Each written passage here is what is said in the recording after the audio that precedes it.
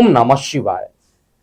मैं हूं एस्ट्रोलॉजर के एम सिन्हा और मैं अपने इस यूट्यूब चैनल पर आप सभी का हार्दिक स्वागत करता हूं। उम्मीद है जो नए तरीके से राशिफल बताया जा रहा है आप लोगों को पसंद आ रहा होगा। और अब जितने भी राशिफल होते हैं उसमें आपके प्रश्न लिए जाते हैं जो कि ज्योतिष से संबंधित होता है और साथ में कुछ आध्यात्म की बातें जहां तक पॉसिबल हो उसको भी हम यहाँ पर रखते हैं। कुछ ही दिनों में कुंडली एक्सपर्ट के चैनल पर आपको ज्योतिष सीखने वाली जो श्रृंखला चल रही थी वो पुनः गणेश चतुर्थी से हम लोग प्रारंभ करेंगे और इसका कार्यक्रम जो रहेगा वो रात्रि 9 बजे से स्टार्ट होगा। 9 से 10 के बीच में इसका लाइव प्रसारण होगा, प्रतिदिन होगा। तो उसमें जिन लोग को ज्योतिष सीखना है ज़रूर आप, इसमें किसी प्रकार की मेंबरशिप मैं नहीं लूँगा और ऑनेस्टली इसको सिखाना है मुझे। जिनको पसंद आएगा वो आप ज्वाइन कर सकते हैं। तो उसमें केवल ज्योतिष सीखने की पूरी चीज़ों को मैं समझाऊंगा और मेरे प्री रिकॉर्डेड लेक्चर लगभग 2000 के करीब हैं मोबाइल एप्लीकेशन में, तो उसको भी आप लोग सीख सकते हैं जो लोग अपना टाइम बचाना चाहते हैं। फिलहाल हम स्टार्ट करते हैं कल का जो आज का जो प्रश्न आप लोगों ने पूछा है उससे हम स्टार्ट करते हैं। देखिए, आज का जो प्रश्न है आपने पूछा है कि मूंगा किन लोगों को नहीं पहनना चाहिए। तो सबसे पहले मैं कहूं कि मूंगा जो है, लाल मूंगा की मैं बात कर रहा हूं, सफेद मूंगा भी आता है। लाल मूंगा जहां तक कहा जाए तो मंगल का रत्न होता है और मंगल जो होते एनर्जी का कारक होता है, भाई का कारक होता है और कालपुरुष की कुंडली में तृतीय भाव इसका कारक भाव बन जाता है। मंगल अगर आपकी कुंडली में योग कारक है, उदाहरण के लिए अगर आप कर्क लग्न के हैं तो कर्क लग्न के हैं तो मंगल योग कारक होगा, पंचमेश है, दशमेश है।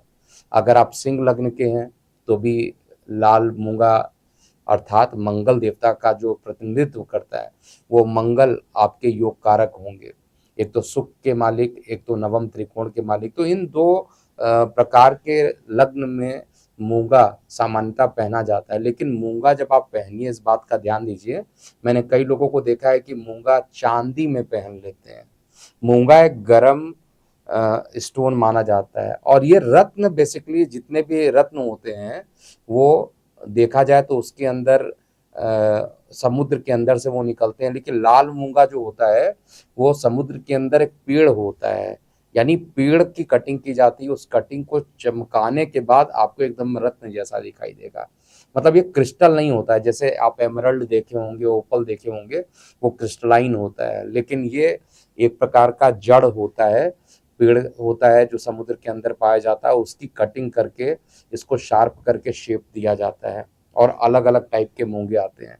तो इसको पहनने के लिए आपको देखना पड़ेगा आपका योग कारक कौन सा ग्रह है। जैसे लग्नेश की बात किया जाए, मेष लग्न, तो मेष लग्न में लाल मूंगा धारण कर सकते हैं, लेकिन कंडीशन है नीच का नहीं होना चाहिए। अगर नीच का है तो बिल्कुल भी आप इसको धारण नहीं कर सकते हैं। अगर नीच भंग होता है तो इसको आप धारण कर सकते हैं। इसके अलावा हम वृषभ लग्न में बिल्कुल भी लाल मूंगा नहीं पहन सकते हैं, मिथुन लग्न में भी लाल मूंगा नहीं पहन सकते हैं और कर्क और सिंह में लाल मूंगा रिकमेंडेशन होता है। लेकिन अगर नीच का हो तो फिर आपको अवॉइड करना चाहिए। कन्या लग्न में भी लाल मूंगा नहीं पहन सकते हैं, तुला में भी नहीं पहन सकते हैं, वृश्चिक में कंडीशनल पहन सकते हैं और धनु लग्न की कुंडली में भी मूंगा को धारण किया जा सकता है, लेकिन मकर कुंभ में अवॉइड करते हैं और अंतिम लग्न यानी मीन लग्न में भी इसको पहना जा सकता है। तो बाकी कई चीज़ें डिपेंड करती है कि पहनने की रिक्वायरमेंट है कि नहीं, सम राशि में है, विषम राशि में है, कितने डिग्री का है, अस्त है या क्या कंडीशन है, वक्री है, सबको चेक करके और इसकी डिग्री के अकॉर्डिंग और वेट, आपके जो बॉडी का जो वेट है उसको मिलाकर इसको पहनते हैं। चलिए, आज का जो आध्यात्मिक प्रश्न है उसको भी हम लोग ले लेते हैं। तो आज का जो आध्यात्मिक स्पेशल है, मतलब टुडेज स्पेशल जिसको हम लोग कहते हैं, उसमें कृष्णाष्टक स्रोत के बारे में पूछा गया है कि कृष्ण जी की महिमा जो है हम लोग कृष्णाष्टक स्रोत के थ्रू कर सकते हैं या नहीं कर सकते हैं। देखिए, अगर आप आजकल गूगल वगैरह है तो अगर आप सर्च करते हैं तो आपको हर टाइप के अष्टक स्रोत मिलेंगे, चाहे गणेश अष्टक हो, चाहे शिवाष्टक हो, चाहे वो लिंगाष्टक हो, चाहे वो कृष्णाष्टक हो। तो कृष्णाष्टक यानी इसको समझिए 8 पार्ट में इसको डिवाइड किया जाता है। अष्टक श्लोक है, श्लोक 10 भी हो सकते हैं लेकिन इसको अष्टक का ही नाम दिया जाता है। और इसमें जो स्टार्टिंग के, मैं कोशिश करूंगा कि डिस्क्रिप्शन बॉक्स में इसका पूरा श्लोक लिख कर दे दूं, लेकिन स्टार्टिंग के जो इसके श्लोक होते हैं उसको आप ऐसे समझिएगा। इसका जो श्लोक है वो भजे व्रजैक मंडलम समस्त पाप खंडनम स्वभक्त चित्त रंजनम सदैव नंद नंदनम। इसके बाद सुपिक्ष गुच्छ मस्तकम सुनाद वेणु हस्तकम अनंत रंग सागरम नमामि कृष्ण नागरम। मतलब क्या है, इस श्लोक का अर्थ समझिएगा। मतलब ब्रज के में जो पूजित हैं, इसीलिए कहा जाता है भजे व्रजैक नंदनम। मतलब जो ब्रजवासी होते हैं वो सदा जो होते हैं वो कृष्ण जी की आराधना करते हैं, और इनकी आराधना करने से जितने भी पाप होते हैं वो खंडित हो जाते हैं, यानी पाप खत्म हो जाता है। जो नंद के आनंद है उन स्वरूप की हम लोग आराधना करते हैं। इसके जो श्लोक होते हैं सुपिक्ष गुच्छ, सुपिक्ष का मतलब होता है मोर पंख, तो गुच्छे में मोर पंख धारण करते हैं। सुपिक्ष गुच्छ मस्तकम सुनाद वेणु, सुनाद मतलब सुंदर नाद वाले, सुंदर स्वर वाले। सुनाद वेणु मतलब मुरली को यहाँ पर वेणु कहा जा रहा है। सुनाद वेणु हस्तकम, हाथ से जो सुंदर मुरली ध्वनि बजाते हैं। अनंत रंग सागरम नमामि कृष्ण नागरम। इसके आगे का भी श्लोक है, उसको भी आप सुन सकते हैं। मनोज गर्व मोचनम, मनोज का मतलब इंद्रदेव की बात हो रही है। इंद्रदेव का जो घमंड था, उनको कृष्ण जी ने 7 दिनों तक जो पर्वत हाथ पे उठाए हुए थे, और उसके लिए 56 टाइप का भोग लगाया जाता है, क्योंकि 8 पैर है, 7 दिन था, तो 8 × 7 56 भोग इनको इसलिए लगाया जाता है। तो इसलिए कहा गया है मनोज गर्व मोचनम विशाल लोल लोचनम। इसके बाद ये जो पूरी श्रृंखला है, मनोज गर्व मोचनम विशाल लोल लोचनम विधूत गोप सोचनम नमामि कृष्ण लोचनम, नमामि पद्म लोचनम। इसके बाद आगे भी काफी श्लोक हैं। करार विंद भूधरम स्मितावलोक सुंदरम महेंद्र मान दारणम नमामि कृष्ण वारणम। इसके आगे भी बहुत सारे श्लोक हैं। कदम सून कुंडलम, तो ऐसे करके काफी श्लोक है। तो मैं समय अभाव के कारण ये श्लोक नहीं बता रहा हूँ, आपको डिस्क्रिप्शन बॉक्स में दे देंगे, आप वहां से रोज पढ़ा कीजिए, बहुत आनंद आपको मिलेगा। तो ये तो ज्ञान की बातें हो गई, अध्यात्म की हो गई, और आपके प्रश्न हो गए। अब चलिए प्रारंभ करते हैं। कल 11 सितंबर 2024 आपके लिए कैसा बीतने वाला है, और स्टार्ट करते हैं कल के पंचांग को लेकर। देखिए, कल भाद्रपद शुक्ल पक्ष की अष्टमी तिथि रहेगी, और ये तिथि 11:46 रात्रि तक रहेगा। उसके बाद नवमी तिथि प्रारंभ हो जाएगा। चंद्रमा का जो गोचर होगा ज्येष्ठा नक्षत्र में, यानी बुध के नक्षत्र में होगा, जिसको गंडमूल नक्षत्र में भी काउंट किया जाता है। 9:22 रात्रि तक रहेगा। उसके बाद मूल नक्षत्र केतु के नक्षत्र में चले जाएंगे। योग जो बनता है प्रीति योग 11:54 रात्रि तक रहेगा। उसके बाद आयुष्मान योग का निर्माण होगा। करण की बात करें तो विष्टिकरण, जिसको भद्रा कहते हैं, 11:35 प्रातः काल तक, और उसके बाद भवकरण 11:47 रात्रि तक रहने वाला है। इसके बाद राहु काल की हम लोग बात करेंगे। तो राहु काल जो कल रहेगा 12:30 बजे से लेकर 2 बजे के मध्य ये राहु काल रहने वाला है। और कल उत्तर डायरेक्शन में बिल्कुल भी यात्रा नहीं करनी चाहिए। कल के दिन चंद्रमा जो है 9:22 रात्रि तक वृश्चिक राशि जो उनकी परम नीच राशि है उससे निकल जाएंगे और धनु राशि में गोचर करेंगे। तो आइए समझते हैं प्रत्येक लग्न वाले जातकों पर इसका क्या प्रभाव होता है। प्रारंभ करते हैं मेष लग्न वाले जातकों से।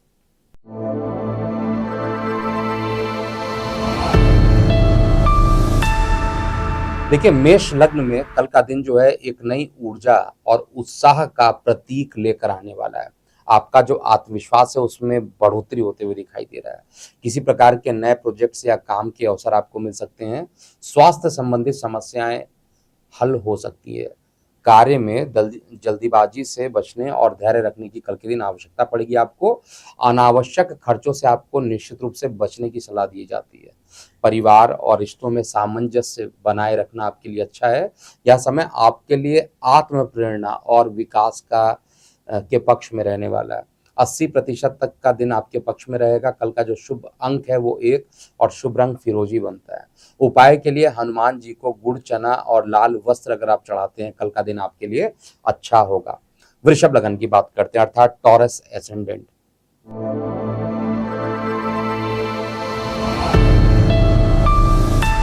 देखिए, प्रोफेशनल लाइफ में आपके मेहनत और लगन का परिणाम जो है धीरे धीरे सामने आना प्रारंभ हो जाएगा।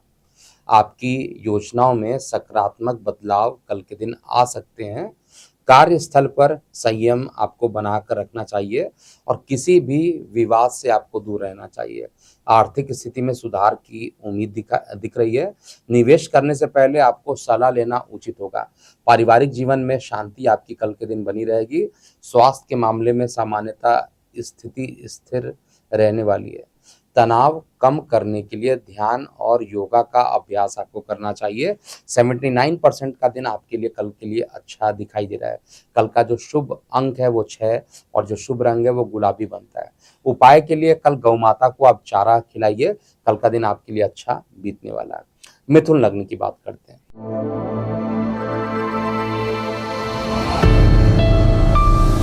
देखिए, मिथुन लग्न में कल का दिन मिश्रित रहने वाला है। थोड़ा फ्लक्चुएशन रहेगा लेकिन ओवरऑल मिश्रित रहेगा।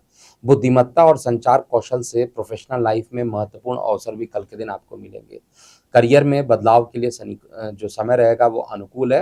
कार्य में व्यस्तता और तनाव कल के दिन थोड़ी बढ़ सकती है। आर्थिक स्थिति में सुधार होने की आवश्यकता है। फिजूल खर्ची से बचने के लिए आपको बजट बनाना जरूरी है। किसी भी प्रकार का निवेश करते समय सावधानी बरतिए और बड़ों की सलाह अवश्य लेनी चाहिए। पारिवारिक जीवन में सामंजस्य जो रहना चाहिए वो बना रहेगा। 75% तक का जो समय आपके पक्ष में दिखाई दे रहा है। कल का शुभ अंक 5 और शुभ रंग पीला है। कल के दिन हरे रंग की वस्तुओं का अगर आप दान करते हैं, दिन आपका अच्छा बीतेगा। अब हम अगले लग्न की बात करते हैं, कर्क लगन।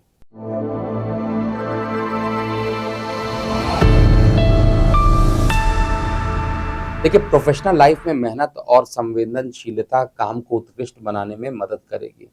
सहयोगी और उच्च अधिकारियों के साथ जो संबंध रहेंगे वो आपके बेहतर होंगे। आर्थिक स्थिति में सुधार होने की पूरी संभावना दिख रही है। अनावश्यक खर्चों से बचने और निवेश के मामले में सतर्क रहने की सलाह कल दी जा रही है। वित्तीय योजनाओं में विवेकपूर्ण निर्णय लीजिएगा, बहुत आराम से निर्णय लीजिएगा। पारिवारिक जीवन में सामंजस्य और समझदारी बनाए रखना महत्वपूर्ण कल के दिन में है। स्वास्थ्य के मामले में आपको थोड़ी सावधानी जरूर बरतनी चाहिए। कल का दिन थोड़ा सा कम स्पीडोमीटर में दिख रहा है। 68% तक आपके पक्ष में रहेगा। कल का शुभ अंक 7 और शुभ रंग सफेद बन रहा है। उपाय के लिए गरीब या जरूरतमंदों में दूध और शक्कर का दान कीजिए। दिन अच्छा रहने वाला है। सिंह लग्न की बात करेंगे।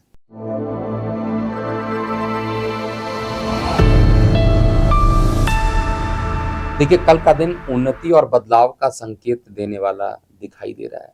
प्रोफेशनल लाइफ में आपके नेतृत्व कौशल में वृद्धि होगी। कार्य के नए अवसर भी कल के दिन आपको प्राप्त होंगे। आर्थिक स्थिति में धन प्राप्ति और वित्तीय स्थिरता की संभावना भी मुझे स्पष्ट रूप से दिख रही है। निवेश और वित्तीय योजनाओं में सावधानी आपको बरतनी चाहिए। पारिवारिक जीवन में सामंजस्य यानी जो इक्विलिब्रियम है वो बना रहेगा। स्वास्थ्य के मामले में सामान्यतः स्थिति जो रहेगी अनुकूल होते हुए दिखाई दे रही है। कल के दिन नियमित व्यायाम और संतुलित आहार आपके स्वास्थ्य को उत्तम बनाए रखने में काफी मदद भी करेगी। दिन 71% तक आपके पक्ष में रहेगा। कल का शुभ अंक 5 और शुभ रंग नारंगी बनता है। उपाय के लिए कल के दिन सूर्य देव की अगर आप पूजा करते हैं, दिन आपके लिए अच्छा बीतेगा। अब हम अगले लग्न की बात करते हैं। कन्या लग्न वाले जातकों के लिए कल का दिन कैसा बीतेगा।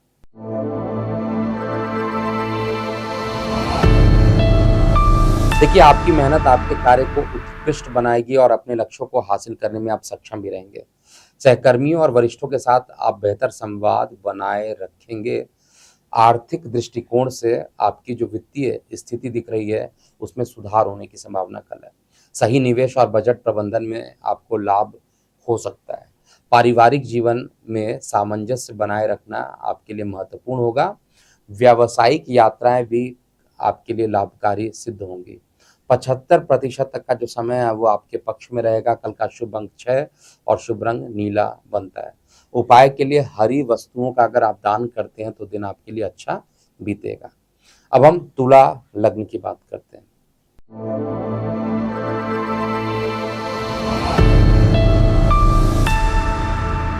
देखिए, कल का दिन नए अवसर और व्यक्तिगत विकास का संकेत देने वाला है। कार्यस्थल पर तनाव और चुनौतियों का सामना करना आपको पड़ सकता है। खर्च को नियंत्रित करना और बजट बनाना आपके लिए काफी आवश्यक होगा। बड़े निवेश या वित्तीय निर्णय लेने के लिए सलाह लेना उचित होगा। परिवार के सदस्य और मित्र जो रहेंगे वो आपका समर्थन करेंगे। स्वास्थ्य के मामले में कहा जाए तो स्थिति सामान्यतः संतुलित ही रहने वाली है, लेकिन समय 69% तक केवल आपके पक्ष में दिखाई दे रहा है। कल का शुभ अंक 9 और शुभ रंग गुलाबी बनता है। उपाय के लिए श्वेत वस्त्र का अगर कल आप दान करते हैं, सफेद वस्त्र का दान करते हैं तो दिन आपके लिए अच्छा रहेगा। वृश्चिक लग्न की बात करते हैं।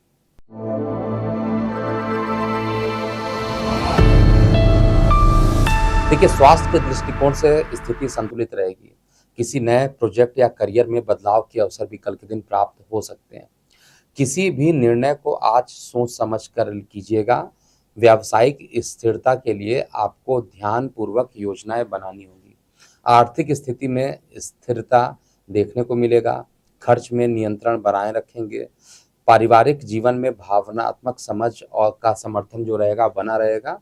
किसी भी विवाद को समझदारी और धैर्य से सुलझाना कल आपके लिए अच्छा रहेगा। 72% तक का दिन आपके पक्ष में रहेगा। कल का शुभ अंक 4 और शुभ रंग लाल बनता है। उपाय के लिए कल के दिन लाल चंदन का अगर आप तिलक लगाते हैं तो आपके लिए दिन अच्छा बीतेगा। अब हम अगले लग्न की बात करते हैं, धनु लग्न।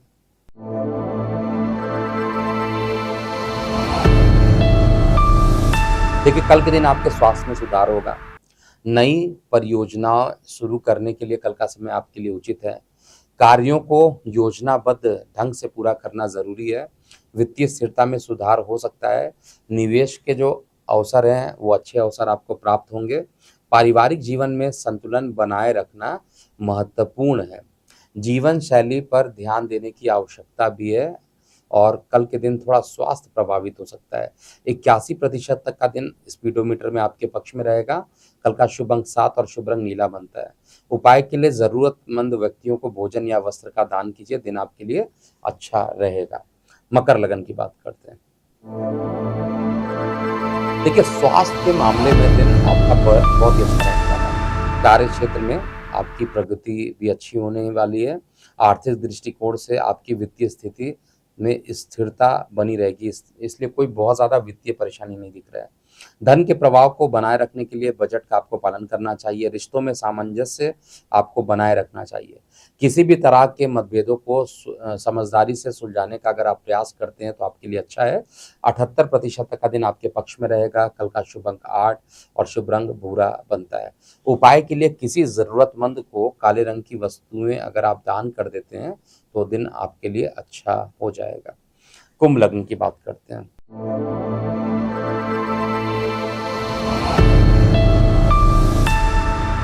देखिए, स्वास्थ्य में सामान्य सुधार देखने को मिलेगा। दिनचर्या में संतुलित आहार और नियमित व्यायाम को आपको शामिल करना चाहिए। पारिवारिक जीवन में सामंजस्य और समझदारी बनी रहेगी और नौकरी और व्यापार में स्थिरता निश्चित रूप से बनी रहेगी। शिक्षा और करियर में प्रगति की संभावना दिख रही है। दाम्पत्य जीवन में सामंजस्य बना रहेगा। आर्थिक दृष्टिकोण से सुधार होने की संभावना है। यात्रा के लिए यह समय आपके लिए अच्छा रहने वाला है। कल का दिन 85% तक आपके पक्ष में रहने वाला है। कल का शुभ अंक 9 और शुभ रंग हल्का नीला है। उपाय के लिए शनि चालीसा का पाठ कीजिए, दिन आपके लिए अनुकूल होने वाला है। अब हम अंतिम लग्न अर्थात मीन लग्न की बात करेंगे।